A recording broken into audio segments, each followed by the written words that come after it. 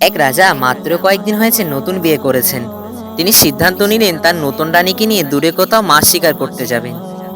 এর জন্য রাজা তার রাজ্য জ্যোতিষীকে তলব করলেন। তিনি জ্যোতিষীকে বললেন, আমি আমার নতুন রানীকে নিয়ে দূরে কোথাও মাছ শিকার করতে যাব। তুমি কি বলতে পারো বৃষ্টি হবার আশঙ্কা আছে কিনা? রাজ্য জ্যোতিষী কিছুক্ষণ গণনা করার পর বললেন, রাজামশাই, আপনারা নিশ্চিন্তে মাছ শিকার করতে যেতে পারেন, কেননা বৃষ্টি হওয়ার কোনো আশঙ্কাই নেই। এরপর রাজা লোক লস্কর বাহিনী নিয়ে দূরে কোথাও মাছ শিকার করতে রওনা দিলেন। যেতে যেতে পথে এক চাষির সাথে রাজার দেখা হলো। বেচারা চাষি টাকমাথায় গাদার পিঠে করে হন্তদন্ত হয়ে বাড়ি ফিরছিল। রাজাকে দেখা মাত্রই গাদার পিঠ থেকে লাফ দিয়ে নেমে রাজাকে প্রণাম জানালো।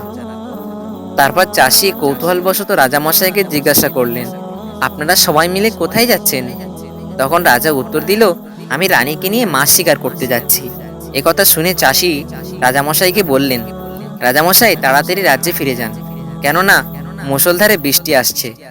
তখন রাজা চাষির কথা বিশ্বাস না করে সামনের দিকে এগিয়ে চলল, কেননা তার রাজ্য জ্যোতিষী বলেছিল যে বৃষ্টি হওয়ার কোনো আশঙ্কাই নেই। কিন্তু কিছুক্ষণ পরে শুরু হলো মুষলধারে বৃষ্টি। সবাই বৃষ্টির পানিতে ভিজে গেল। তার পরের দিন রাজা সবাই এসে রাজ্য জ্যোতিষীকে বরখাস্ত করে দিল। এরপরে সেই চাষিকে ডেকে পাঠালেন।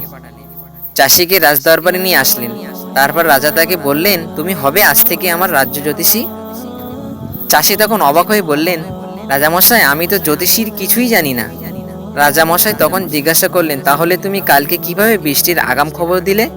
তখন চাষি হেসে বলল, সে তো আমার গাদা জানে। রাজামশাই কৌতূহলী হয়ে জিজ্ঞাসা করল, তোমার গাদা কিভাবে জানে বৃষ্টি হবে?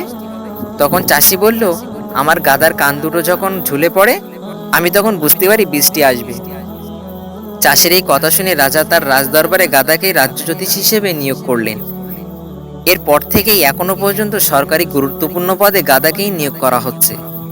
গল্পটি যদি ভালো লাগে, আপনাদের বন্ধুদের মাঝে ছড়িয়ে দিন, যাতে তারাও এই গল্পটি দেখার সুযোগ পায়। আর আমাদের চ্যানেলটিকে সাবস্ক্রাইব করে রাখুন এমন সুন্দর সুন্দর মজার গল্প পেতে। ধন্যবাদ সবাইকে।